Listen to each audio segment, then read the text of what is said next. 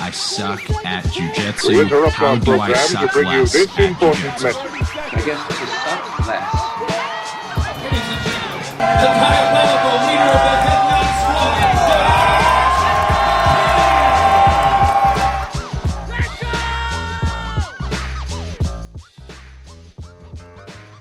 Hey everybody, this is Josh McKinney, and I just want to welcome you to the newest episode of the I Suck at Jiu-Jitsu Show. So today, first off, Merry Christmas. This will be the last time I'm talking to you guys before Christmas, and instead of doing a Christmas special, I thought I would do something different. I thought I would do, in this winter time for most of us where it's freezing and we just want to get to warm weather, I thought I would do some hot takes. And so what that was I just asked people on my Instagram, give me some strong opinions you have about jiu-jitsu. And I said I would answer the best and the worst because some of these hot takes are a little bit rough around the edges. And so with that, I just thought that this would be a fun episode where people could vent, and you just get so many strong opinions that I think are shared a lot. There's kind of, for me, even though age-wise I am still part of the newer generation of jiu-jitsu, how long I've been training, I am kind of more part of the last generation of jiu-jitsu. And so I've gotten to see a transition happen a couple times. And there are certain things that I just, I think if people have been around long enough, they can recognize them and they can say, okay, this isn't true. This isn't, these cycles keep happening in our martial art.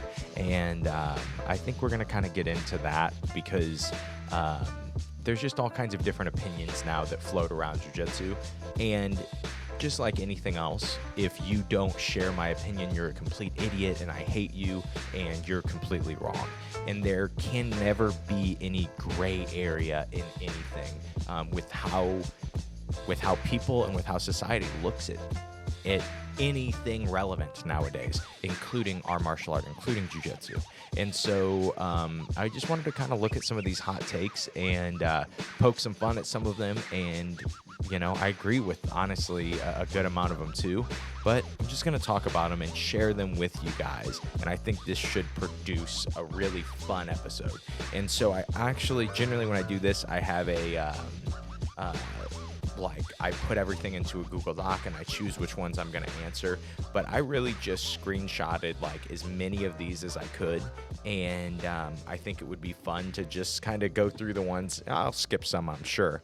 But I just thought it'd be fun to go through the ones that I think will, one, produce really good YouTube shorts, and two, are fun ideas. So let's go ahead and start with drilling is fake and a waste of time. So this is something, if you've listened to the show for a long time, I've always kind of had a bit of an anti-drilling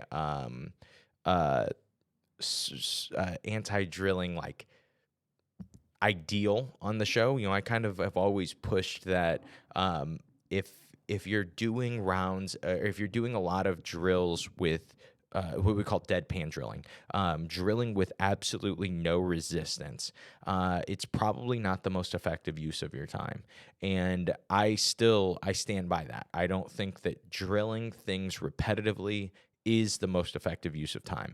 Now, I think that door is now swinging the opposite. When I was saying this literally 4 years ago when I started the podcast, 5 years ago, who knows how long this podcast has been around. But when I was saying this when I started the podcast, I would get so much hate on, oh no, you just are lazy, you need to be drilling repetitively, whatever. And now the door has swung in the opposite direction. Now it is very common for people to say no, any drilling is fake, it is useless, just like this commenter gave us this hot take.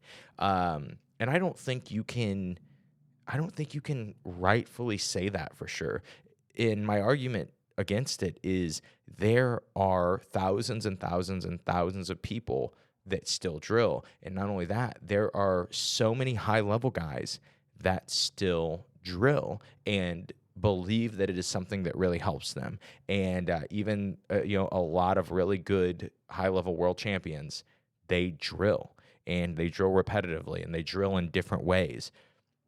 And so to say like, no, science says that it's not, I just don't buy it. Like, because we can look around and we can say, okay, well, then how come the no drill people aren't winning everything, right? Because for me, I mean, don't get me wrong, for me, I haven't drilled something repetitively since purple belt. So it's been 7 years since I've drilled something repetitively. I have gotten substantially better at jiu-jitsu. You cannot say the other side that you have to drill to get good. But I've still been neck and neck with a lot of competitors that attribute a lot of their success to drilling. And you can't take away from the fact that I did spend my first 7 years drilling repetitively. Now, that being said, I have students that have never drilled repetitively and have gotten better faster than I did coming up. And so you can't say either way, like you can't say like, oh no, so you have to drill to have a foundation. But this is kind of how I look at it now. I think that resistance should increase as you become more proficient at a move, right? As you get better at a move. And so, but to do that, this is where designated winner came from, was because I think that there is still a gap between deadpan drilling and put this into a positional spar, or even an ecological approach of, playing a game or whatever, which is kind of a positional spar, right? Where we have this determined beginning and end, and we're trying to accomplish a specific goal. Now, so to say that like, oh, well, you shouldn't drill. I think, you should drill. But most people, it only takes 4 or 5 reps of trying something to start to get it a little bit, and then adding a little resistance is generally the answer. This is why I love designated winner. This is why I think that, and obviously this is my argument. This is why I think that designated winner is truly the missing piece when it comes to getting good faster, when it comes to the missing piece in training method. Designated winner is that gap between your deadpan drill and your positional spar. And so, yeah, that's just my thought on it. So here's another hot take, and I guess we're just attacking the ecological approach to start. But this one I completely disagree with, that techniques aren't real. I completely think this is wrong. So many people want to say, and I totally agree that no technique is done the exact same twice in a row. But if I teach my students, okay, and I am a fully conceptual teacher. The way I teach guard passing, the chest over chest instructional, I guess not instructional, the chest over chest seminars that I am pushing to you guys all the time, those are completely conceptual. But the problem is, if I don't show you, I've also spent 4 years, 5 years with these concepts, making things work and making things happen with these concepts. And so if I'm going to say, well, here is the thing, if I show you guys a technique, it's going to stifle your creativity, and then you're going to only want to do what I showed you. Yeah, that's probably a good thing. You're probably a moron. You're not watching these instructionals as a white belt going like, oh man, I just have all this creativity saved up. I can't wait to create all kinds of new guard passes. I can say, hey, the goal is the guard pass. This is the things that you need to accomplish in order to get the guard pass.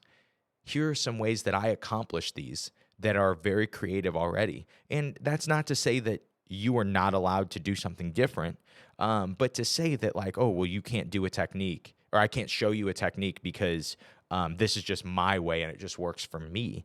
It's just not true. I show techniques that people pull off incredibly similar, even if it's not the exact same perfect thing, and you can make that argument that no technique is actually exactly the same each time.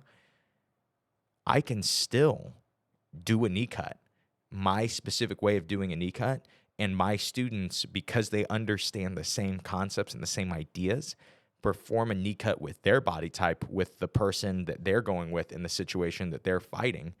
and it still has a lot of the same big points and big ideas that my knee cut had. And so to act like, oh, well, that's not a technique. I'm not saying when I teach a technique that I show that everything has to be done to the same inch that I do it, right? But then to say like, oh, well, then it's not a technique. I don't buy that. That's like, it's just, yeah, I don't think that is true at all. It's like in the NFL. Okay, there are all these routes that people run, and you can always argue that, like, yes, there is a level of feel in the routes that are being run. And so, maybe no two routes are ever going to be exactly the same to the same centimeter in the same timing. But how come the quarterback is still able to blindly hit the wide receiver?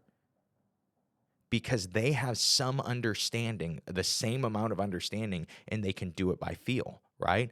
But if they call a curl route and the guy decides he's going to run a slant, the quarterback cannot blindly hit that wide receiver, right? Because there was some definition that was required, right? And in jiu-jitsu, it is the same thing. So to act like, yeah, you shouldn't show any technique, I just don't buy it. I don't think that is the most effective way to teach. I think that, yes, you can definitely get way too hung up in details, but to say that they don't exist, just don't buy it. Oh, man. So this one's rough. Next hot take. Let ankle locks pop. It only hurts. It doesn't do any real damage. So, I also don't buy this. I've told this story before. My dad's been on the podcast, and he's told this story before. He'll be back. He and Kyle Watson will be back sometime in January to do an episode, and that'll be a really good one. And I'm sure my dad will bring this up. He loves bringing this up. So when we were blue belts, me at 16 years old, I'm 16. I'm a moron. I told my dad this same thing, because someone had told me, yeah, you can't actually get injured from an ankle lock. It just hurts. And, you just, it won't do any long-term damage.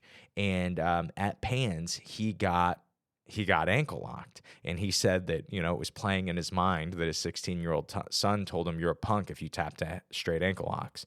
And his ankle was crunching and popping and hurting.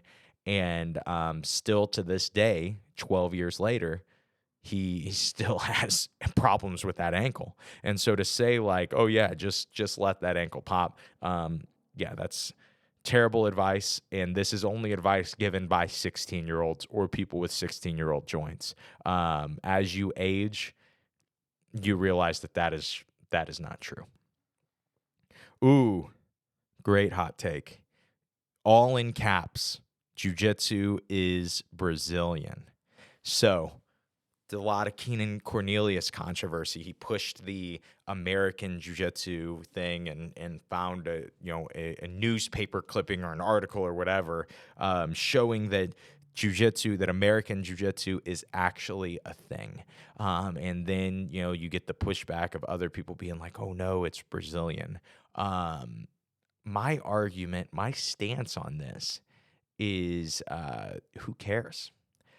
So much of the reason people like to talk about this is because it's controversial, and that's why Keenan branded this, is because it's controversial. He's able to find an old newspaper clipping and get us talking about him on social media and on all the podcasts, and he upsets the people that he have screwed him over at a lot of IBJJF tournaments, and it's honestly, it's such a silly conversation. And these conversations are the things we talked about, things that rob you of joy in your jiu-jitsu training.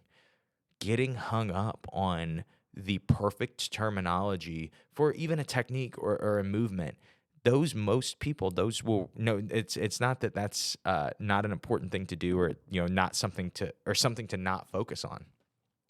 But anytime you start to have emotional responses to what somebody calls jiu-jitsu, what somebody calls grappling, what somebody calls Brazilian jiu-jitsu or American jiu-jitsu or Gracie jiu-jitsu, it starts to steal the joy of actually doing jiu-jitsu. If you were to put that focus on being on the mats in training, you would just enjoy jiu-jitsu so much more. And you can be cool with 10th Planet guys calling their jiu-jitsu 10th Planet Jiu-Jitsu. And it's like, it's this weird thing where we always want our way to not only be the best way, but the only way of doing things. And that's like just all these questions that we've answered, or these hot takes that we've had so far, about drilling and about techniques, and all these hot takes. They are just hot takes. They're just these ideas saying like, I'm right and everybody else is wrong. And there's just, I don't know, there's just this level of vindication when you have something, when you have an idea that nobody else shares, or you and only your group of friends share. And that's fine. But the problem with it is it robs you of the joy of doing jiu-jitsu. It robs you. It actually steals your focus anyway. It's crazy how you go to any city in America, and most of the jiu-jitsu schools hate each other.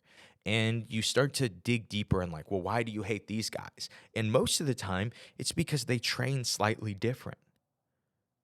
Who cares?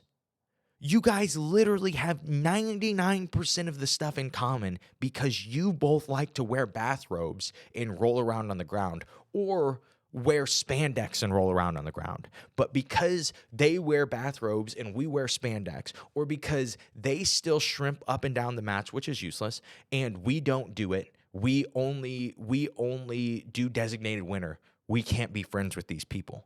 You don't realize how much you have in common with those people because of your love for jiu-jitsu. And so when you start to put all this other stuff of the terminology that we use, or the instructors that we learn from, or the affiliation that we are a part of, and then put that in the way of the fact that you both love rolling around on the ground with other guys, you miss out so much on the enjoyment and the fun of jiu-jitsu. And so, is jiu-jitsu Brazilian? Can there be American jiu-jitsu? I don't know. But I really don't, in all honesty, I don't waste my thought process. I don't waste my time. I don't waste my focus with that stuff. Oof. I agree with this one, but I'm probably wrong. BJJ hot take. You don't have to do steroids to be good. Maybe not good, but to win high-level competitions, especially in a weight class above 140 pounds, you probably have to do steroids, guys. I mean, it's just the way that it is. I'm doing my best. Me and the person that commented on this, I said I'm trying my best to prove that this isn't happening, that this isn't true, but it's not going well. I'm trying to prove that you can win anything without steroids. It's not going well. And like, I like to think that the Rotolos are not on. I like to believe those guys, and they're winning big stuff. And so maybe it is possible. Maybe it is. But man, what sucks is you just see so many of these guys that it's common for people to claim to not be on, and like everybody claims that they're not on. So then the problem is like, who do you believe? I think I buy those two, and then that's pretty much it. Like I said, above 140, I do think that, above 145, I do think that some of the lighter divisions, that there are guys that are not on and still win. But as you get heavier, and then strength starts to matter more and more, and people are able to gain so much muscle and gain so much strength. And there is, as a competitor, there is this level of frustration for me that's like, I see guys that I not only was neck and neck with, but was substantially better than, even up until black belt. And then all of a sudden, one day, they are just shredded. They are just ripped. And it's very obvious, hey man, we've been side by side this whole time. I've always been better at jiu-jitsu than you. And then all of a sudden you get huge and start to have so much success. And you see that, and you just see it over and over and over again with so many different people as an adult competitor, and it can be a bit discouraging. But also on that same note, just like we talked about, when you obsess about what everybody else is doing, it clouds what your goal is, what your mission is. For me, I've always said that I will do anything to win at the highest level besides leave my home team, my hometown, and do steroids. Those two things, right? And I do not regret one single bit either of those decisions. I'm happy that I've made those decisions. So I do it, but I do catch myself like being frustrated and being like, man, this guy sucked, last year. And now all of a sudden he moved up 2 weight classes. He hit a 30-year-old growth spurt, and now he's great, And as somebody who's done really well without, you're just like, should I get on the steroids? But you know what? I think that so often that's this comparison, and that's this like, we talked about it before. The easiest way to ruin something beautiful is to compare it to something else, right? And I know that in myself. That's something I shouldn't even worry about. People are going to do what they want to do. I have the things that I said that I won't, and I will continue on my path, whether that produces fake gold medals or not, whatever. But that's just my thought on it. But yeah, most likely you can't be good. You can't be elite level grappler without doing steroids. But who knows? Maybe we'll prove it wrong one day. Next one. There were so many of these ones specifically. And so I think this one kind of, this hot take ties in pretty well. So training in the gi is a waste of time because it is not applicable in a real life scenario. So that's a 2-parter, right? Training in the gi is a waste of time, but the reason is it's not applicable in a real life scenario. So my question then is no gi applicable in a real life scenario? Like, well, yeah, because people don't walk around wearing gis. Yeah, but also you don't fight on mats. Have you ever honestly played guard on concrete? If you have ever, even just grappling on concrete, not in a real fight, but if you try to play a closed guard, any guard that requires movement, which is basically any guard, you cannot slide up and down concrete like you do mats, right? You cannot create the angles, especially with somebody else's body weight on you, like you can on mats. And then and this is with concrete. You watch MMA fighters. MMA fighters at this point in MMA do not pull guard. Why? Because it is not applicable to a real fight. It is way more important to be on top in a real fight than anything else. Yes, it's important to not get hit. Maybe that's more important. But then after not getting hit, it is being on top. And so the way jiu-jitsu is trained now, whether you're wearing a gi or not, if you want to split hairs, it is not applicable to a real life scenario.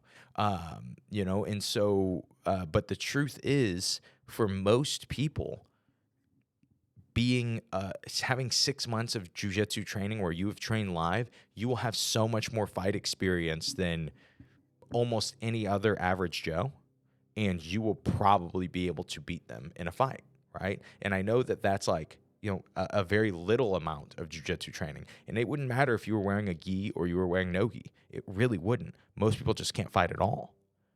Now, it's like if we start to say, well, what if you're fighting somebody who's tough? Well, yeah, if you're fighting somebody who's tough, you need to be better. It's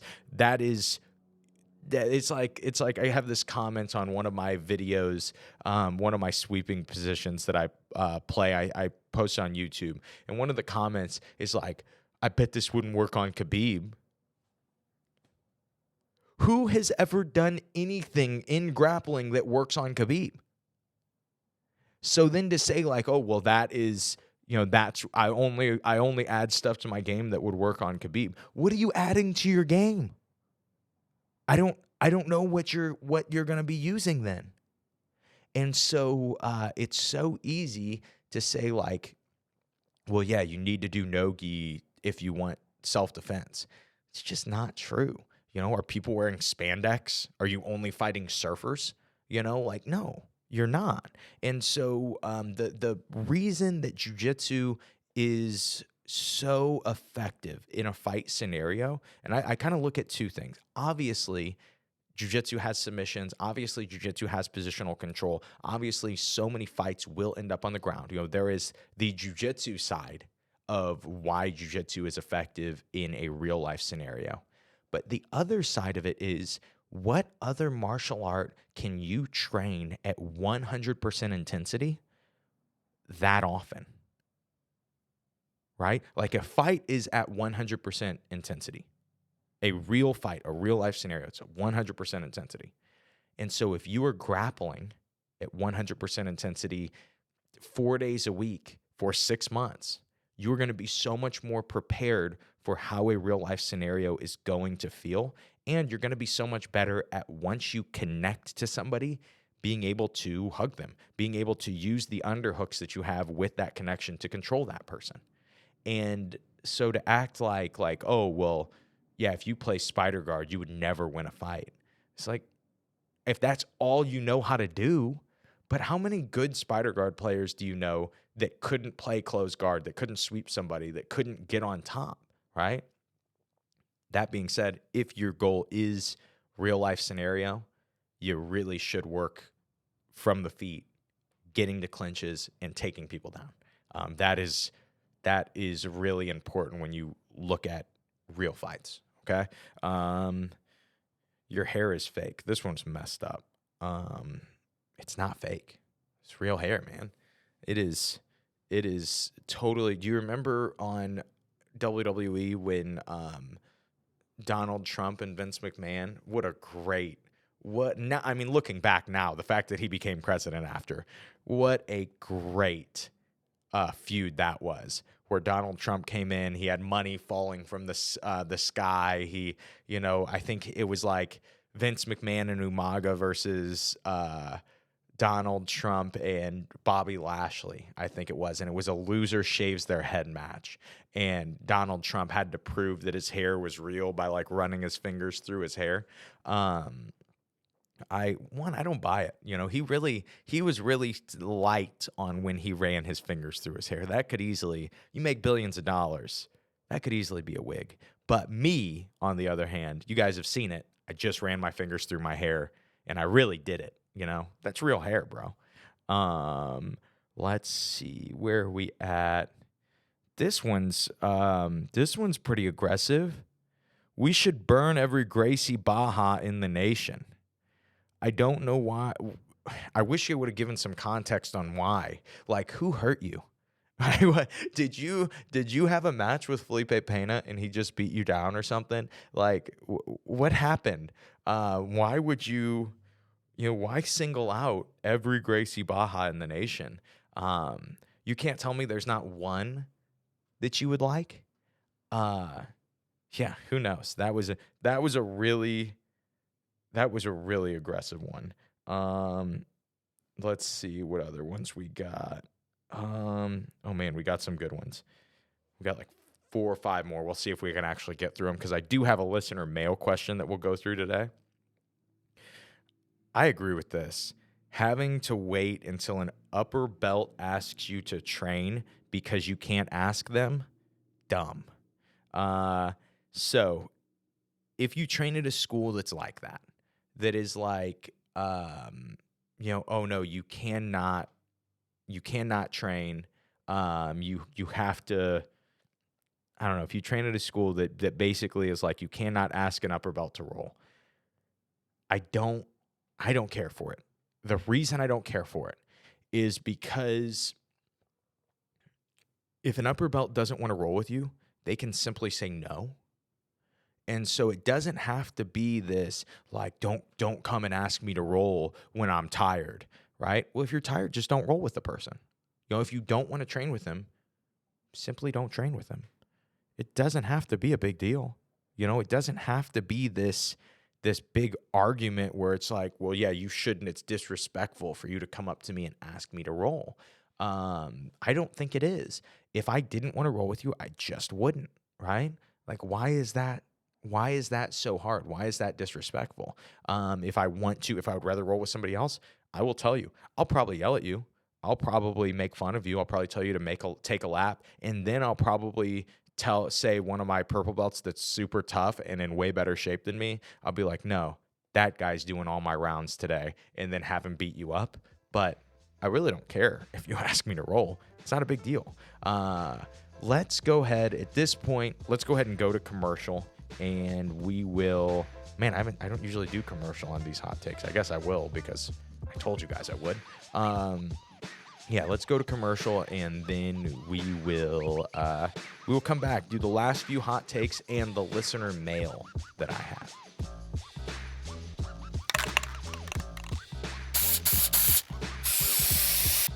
Hey guys, Josh McKinney here, interrupting the episode to tell you about something really exciting that we have going on at simplifyingjujitsu.com. So, until the end of the year, we are still selling this seminar, actually 2 different seminars that I did on chest over chest. This is going to become unavailable on January 1st, just because I'm kind of moving it out of the way for something new that we have coming out. And what these seminars will do, is they will help you understand what is happening when you are trying to pass the guard. When you are getting swept, when you're getting submitted, they will show you why it is simply not understanding the distance that is causing you to get swept and submitted. And what will start to happen is you will be able to learn how to actually get to the distance that you want to.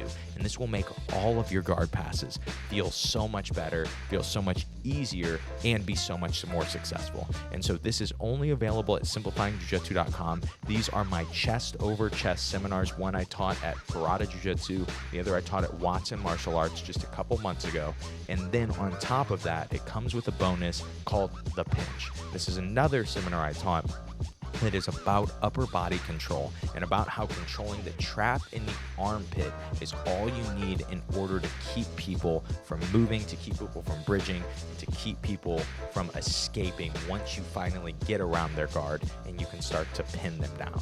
And so that is available only at simplifyingjujitsu.com. I'll make sure to link this into the description. And again, this is only available until the end of the year.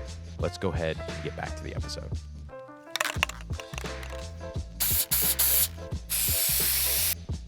And we're back. Let's get into our next hot take.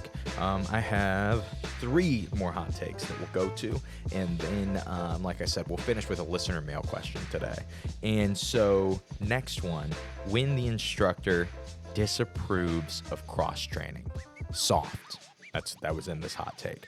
I agree. I think that is soft. I think that so often the reason, and I'm not trying to bash your professor, I'm not trying to bash your coach, but when somebody disapproves of cross-training, to me, there is no basis for it. Someone was pointing out to me that in like 2015, when I opened my school, that I had open mats open to all schools. And they were like, man, you really think about it. That was so uncommon even back then. It was only 8 years ago. It was like black belts were actually lecturing me. I was a purple belt. I was actually getting lectured on by black belts about how I shouldn't, at my own school, allow cross-training.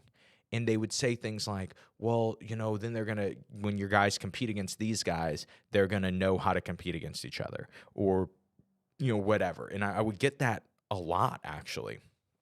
And, I'll hit this from a few different points. One, when I was doing that, like, for me personally, a lot of great friendships that I have, and then you could argue that, like, TAC team in my area was kind of built up by the fact that we allowed cross-training, and there were these good black belts that we were getting to train with a lot, and a lot of them had become Ronins at different points, and we all were friends already. And so it wasn't like we were trying to, like get these other black belts to come on our team. It was just like, hey, this guy's really good, and he actually doesn't have an affiliation, and he wants to have an affiliation. And so that mentality of being willing to train with guys, but then also like being from, I'm in Illinois, but just like the St. Louis area. And when I do that, yes, when we all go to compete at the St. Louis Open or we go to compete at a local tournament, yes, our guys are trying to beat each other. But the truth is, those tournaments are just practice for the big tournaments. Our guys are trying to win those divisions at the big tournaments. And to say that there is enough for any guy in our area in just one school, I don't buy it. It just doesn't seem to be the case. There is enough, though, in our area for one guy to win something big if he gets to train with all kinds of different people. And it's like, I teach a very specific way. And then maybe the coach down the road, he teaches a very specific way, or just teaches very specific techniques, even though apparently they don't exist. He teaches very specific techniques, and I teach very specific techniques. And what if the first time my student at Blue Belt sees this specific style of passing is in a tournament? I'm doing him a disservice, especially when I know that I could just set him up way better by letting him get some cross training, right? And so, so the people that act like, oh, well, they're going to steal your secrets or something. Yeah, but I don't have any secrets. My secrets are that my guys get a lot of really good reps. And then when they're losing to something, or when we're all losing to something, we're like, man, we can't deal with leg weave passing. It gets exposed in training, and then we get to spend time figuring out how to deal with leg weave passing, right? Instead of being like, man, we've lost the last 4 tournaments getting leg weave passed. We just lost at open mat getting leg weave passed. And so for me, I just think that so many people should benefit by getting reps with other people. And I think the reason other coaches don't do it, or there are still coaches that don't do it or very, very against it, is because they fear that their lack of knowledge is going to be exposed. But that's too small-minded. Because you're going to tell me that you have more knowledge than these guys online that are teaching and that are some of the best coaches in the world, and they're teaching? You probably don't. And so it's not knowledge. It's not just like your students are going to leave if you don't have a vast array, if you're not the smartest grappling coach in the world. Most of being a coach is setting your students up with the right training and getting the right bodies in there to get the right reps. And so if you're afraid of that, I think that I just think you're living in the past. Your guys would be so much more would benefit so much more if they just got reps with other guys. And so, I think about this all the time with how good jiu-jitsu has gotten in our area and how I have gotten to train with most everybody in our area, right? And it's because I'm just not worried about it. It's just like, who cares? We'll get those reps.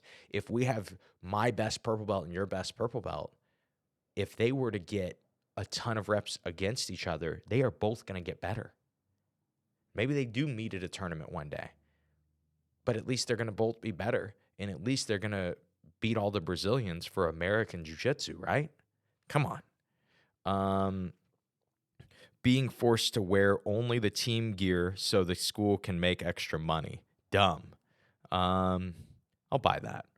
I don't like it. But you know what?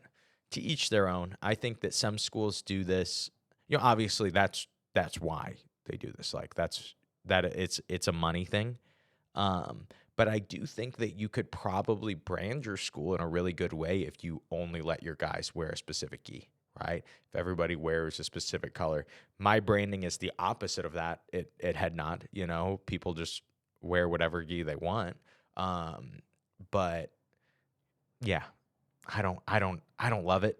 I think, don't worry, you know, I don't think it hurts your students' jiu-jitsu to have a blue gi, or have a black gi. I get for the pictures that you want it to be a certain way or whatever, but you know what? The pictures are all ridiculous anyway. We're all wearing bathrobes, so excited that we have different belt colors to tie our bathrobes, right? And so, yeah, I'm not into it. You come to Head Nod, you can wear whatever gi you want as long as it's an I Suck at Jiu-Jitsu Show gi.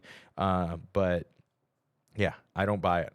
This one I thought was interesting. BJJ is turning into karate, and the belts are being watered down.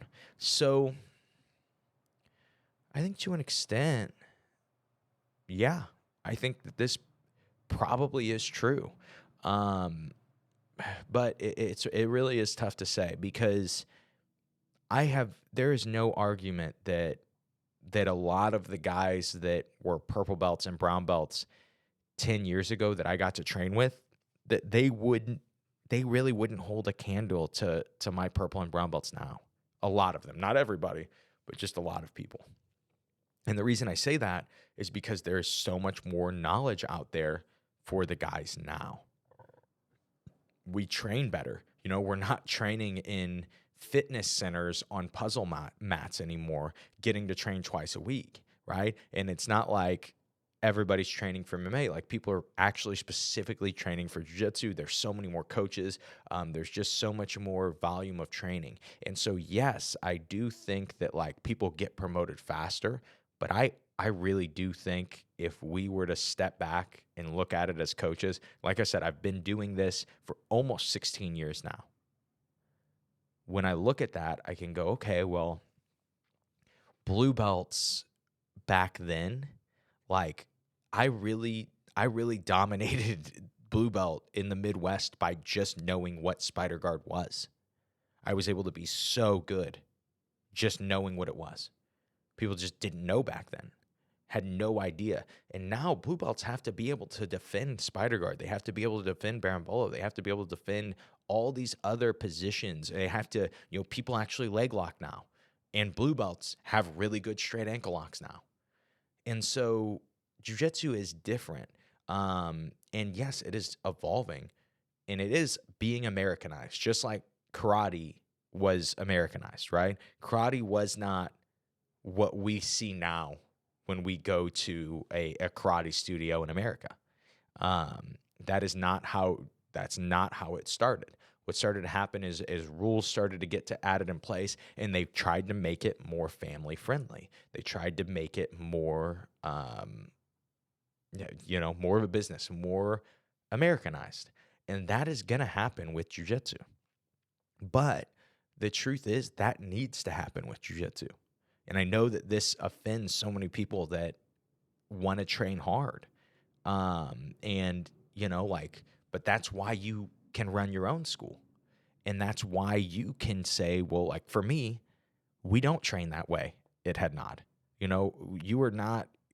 Our belts are not watered down. Nobody that you roll with, you go like, oh, this guy doesn't deserve his belt.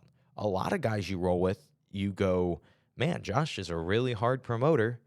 Josh is really strict on promotions. And even though those guys get good fast.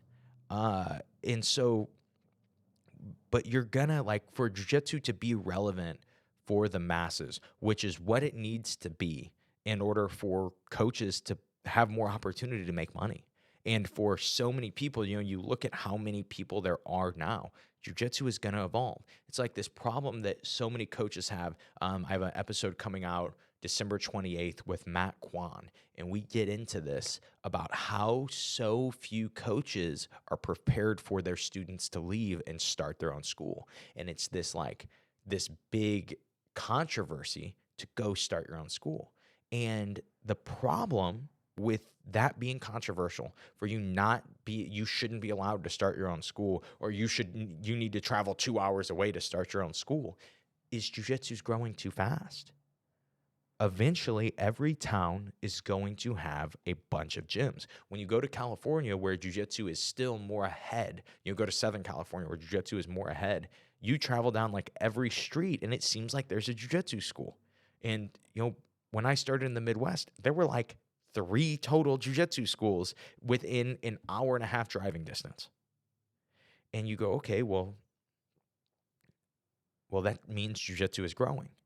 And so it's going to have to, in order to grow, you're going to have have schools that do it a little more like karate, that do it a little simpler and do it a little softer. But that doesn't mean that you have to do that. That is the beauty of jiu-jitsu competition, is it will always show in competition. If what these guys are learning doesn't work, if they're spending half of their class doing drills that aren't effective, guess what's going to happen when they go in and they try to compete?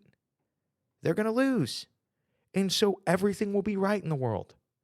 And so don't worry about, these people don't train right. These people don't train right. Nobody is training right. Again, all it's going to do is ruin jiu-jitsu for you. Do you think that I, after 16 years, love to see the softness of jiu-jitsu? No.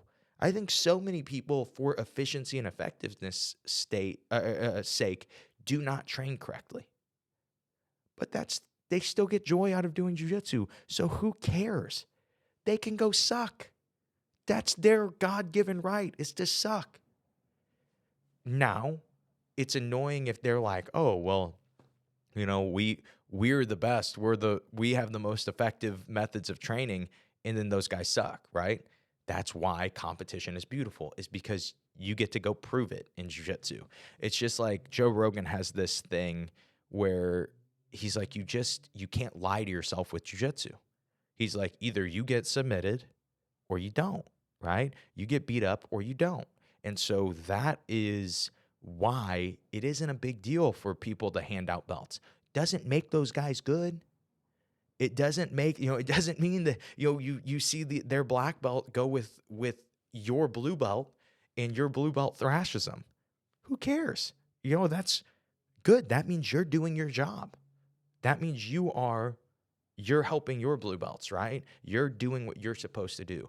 And the thing is, when you focus on what other people are in control of, it steals your joy. It is so frustrating. It is so discouraging for so many people to do that. And so, yeah, I guess my main advice is let everybody suck. Let everybody do whatever they want. Let everybody call jiu-jitsu what they want. Let them wear what they want. Control what you can control. If you don't own a school, you control yourself. You control where you train. Train somewhere that matches up to your ideas. Train somewhere that matches up to where you want to train and what you value. If it's so easy to get caught up in this, like, finding the 1 to 5% that we are so different about. But the truth is, we all love jiu-jitsu. And so that's my hot take is you have way more in common with the people that you hate in the jiu-jitsu space than most. Don't get me wrong. If you hate them because of morals, that's different. I get that.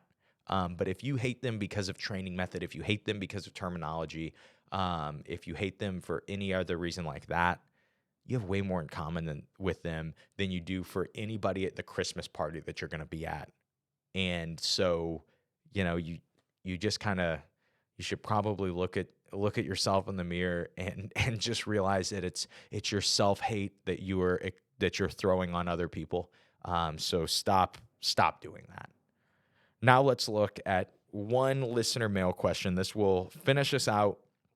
And I liked this question. I know we're not doing a Q&A episode, but I just liked this one and thought it might be helpful. So, hi Josh, just listened to your episode with Henry Akins. I loved it. I'm an older purple belt and have taken to rolling pretty relaxed these days as well. And frankly, it made things much more fun. One question I've had though, is I've been trying to go back a bit to fix some fundamentals such as posture. As Wim Deputer would put it, having formed tension and just keeping slight tension to keep your spine aligned and to not bend your neck to it. How do you think that plays into being relaxed? Can you be both in slight tension with straight posture and still be relaxed. Thanks for taking the time to read this. So yes, I do. I think you can definitely have posture.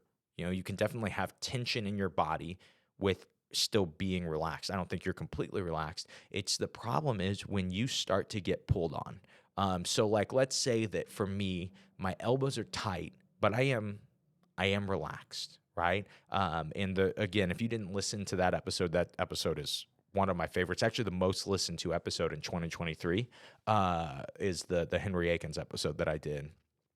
But we talk a lot about this idea of rolling without strength and in kind of how he puts it in perspective.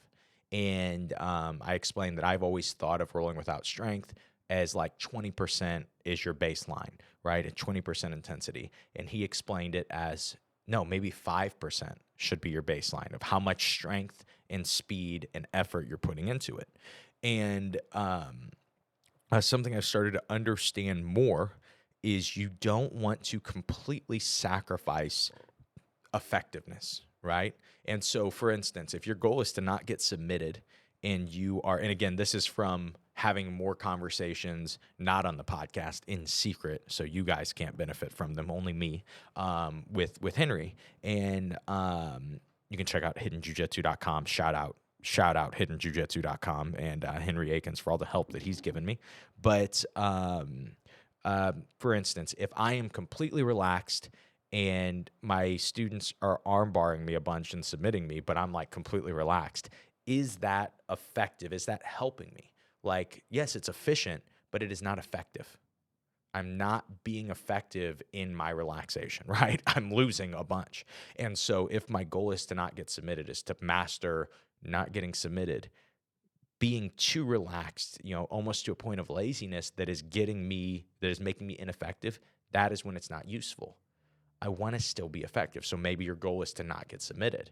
And so you want to find the minimal effort that you can put out to not get submitted. And so, yes, you're going to have some tension. You're going to pull on some things. You're going to continue to become more efficient.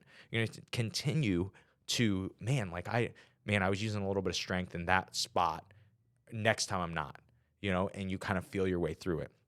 If you're trying to get better at guard passing, you're going to try to be more efficient. If you're like not passing any guards, you should probably be a little less efficient so you can be a little bit effective, right? Because then once you start to win and pass the guards, that's when you can start to take away those physical attributes again, right? And so, with that being said, that's kind of how I looked at it. And this is something I was just talking to Henry yesterday, and he was explaining this to me and it was helping me a lot, was understanding the difference between efficiency and effectiveness. I'm sure I'll have him on sometime in 2024, and we will dig into that because that topic was really, really good for me just talking about it yesterday. But that is pretty much all that I have for you guys today. I really liked the schedule of 6 episodes this month instead of doing either 8 or 4. Hopefully you guys liked it. I can tell by listens that people are listening to the show, listening to episodes more. And it also has been really nice that it's put me ahead on the podcast, knowing which episodes are coming out, and being able to do that has been so helpful for me. And then I really think at the beginning of the year, I'm going to be able to share with you guys what I've been working on. I'll give you a little spoiler. It is a new I Suck at Jiu-Jitsu Show website. And with that, there are going to be a few parts of the website that are going to be really cool, one of which being a premium podcast, a pro podcast, if you will. And it will be all about, I won't give too much away, but it will be all about taking the information that we get on the I Suck at Jiu-Jitsu show and actually applying it simply and specifically. We're going to do some competition mindset episodes, some competition in general episodes. We're going to look at all kinds of the layers of jiu-jitsu competition and, go from what to pack in your bag, how to prep for a tournament, how to decide what tournament to go to, and, and then eventually how to look at trying to come in with the right mindset, with the right warm-up to win that tournament, and then how to exit that tournament, how to take what just happened and learn from it. And so that's one. The other one, this is the one that I'm actually most excited about. 6 years ago was the first time I ever developed a jiu-jitsu product, and it never went to market. I have literally had this product sitting for 6 years, and it really is what built the end goal method of training. And so episodes 1 and episode 99 I did on the end goal method of training, and then actually episode 198 I touched on it again. But the reason it was episode 1 is because it was the first real cool idea that I had that wasn't common in the jiu-jitsu space. And so what this product is master any position in 6 weeks. And I am so excited to share with you guys. These are going to be series of episodes that you're going to get, going to be able to check out. And it's going to be I think that's going to be 7 episodes, and one giving you context on how you're going to do it, and then one for each week and what you're going to be doing that week. And then of course they can, be used over a 2-week span or a month span or something like that. But all of these, I'm so excited to share with you guys. I'm working diligently on it. That's why it's been nice to be ahead on the podcast, because it lets me focus a little more on the product, or the premium podcast. And so, that being said, if you guys have any questions until the end of the year, you can message me on Instagram and send me an email, josh@simplifyingjujitsu.com, to ask any questions for any of these kind of Q&A or hot take episodes. And but once the year starts, we're going to have a spot on the site for you to be able to ask anything. And so anytime you have a question, you're going to be able to go to your bookmarked favorite websites and click on the Jiu-Jitsu Show and go into the questions and ask me anything. And it's going to be helpful for me to get more context from you guys, get more information from you guys, but also hopefully helpful for you so you can kind of get my perspective on whatever you're dealing with in the jiu-jitsu space. And so that is all that I have for you guys today. I hope you enjoyed today's episode. Hope you keep listening to the Jiu-Jitsu Show. And most importantly, I hope that today's episode helps you guys suck just a little bit less at jiu-jitsu. Have a great day, guys.